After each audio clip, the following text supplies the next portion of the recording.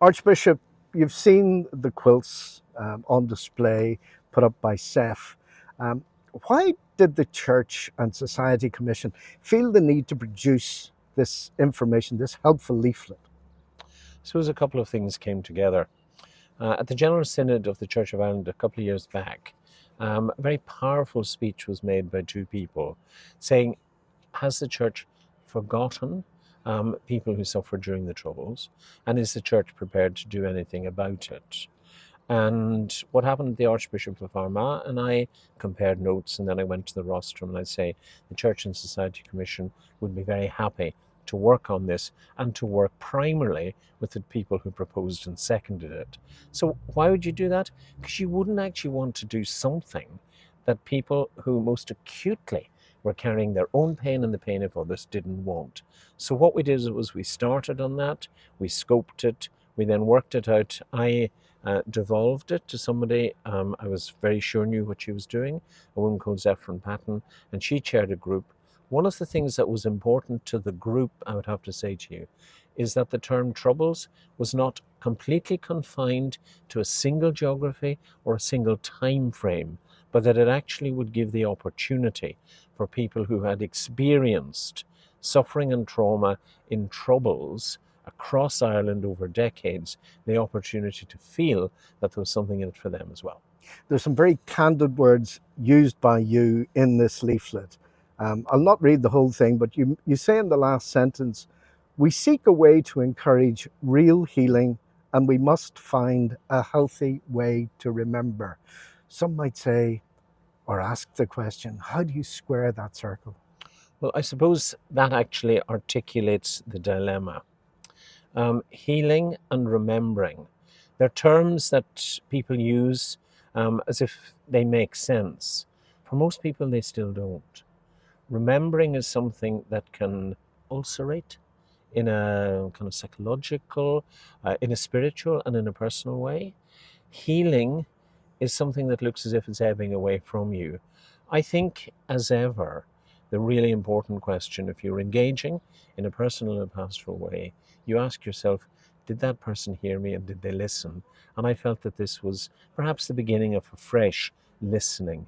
The other thing I'd say, though, about the quilts, to see the visuals of people's experience, their loved ones, and the collage of that, both in colour and in names and in places, is actually extremely powerful.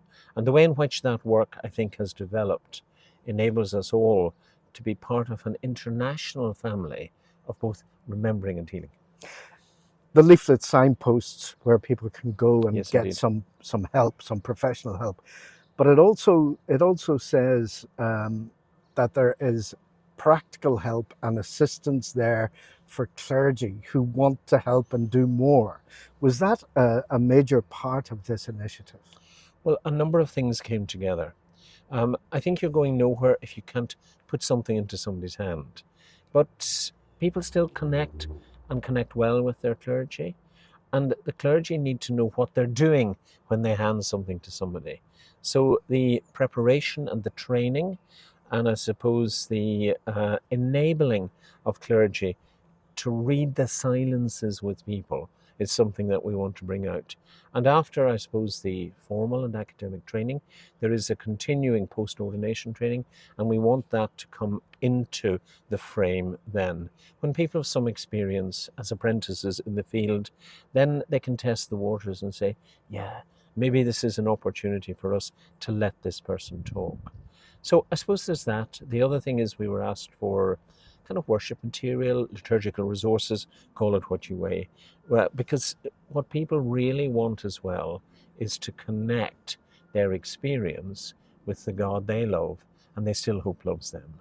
And there's another aspect to this as well, because people have, I think with tremendous courage, told us their stories.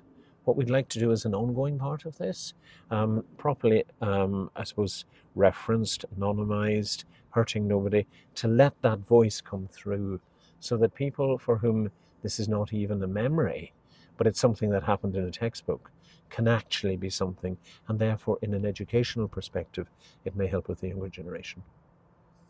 Archbishop Jackson, thank you very much indeed. Well, thank you for the opportunity. Kenny, just talk me through why you're here and what the message is. Well, we're here actually over the next couple of days at the very kind invitation of the Church of Ireland General Synod, and we're bringing a tribute to innocence, our memorial quilts exhibition. So there are 8 memorial quilts which remember circa 600 innocents of our troubles from right across the community. And of course, the tapestry behind me also charters the history of SEF from that very fledgling group on the 15th of August 1998 to where we've come to today. We've come to engage with the Church of Ireland family around these issues, and I think to get a better understanding of where each is coming from in all of this.